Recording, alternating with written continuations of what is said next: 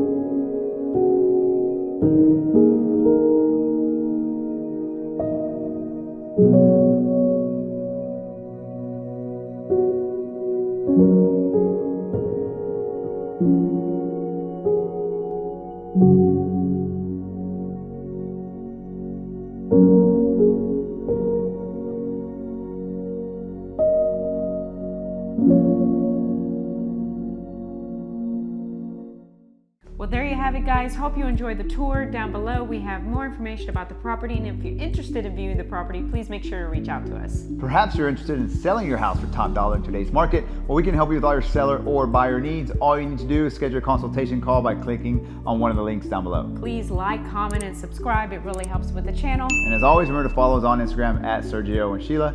Guys, thank you so much for watching. See you guys next time.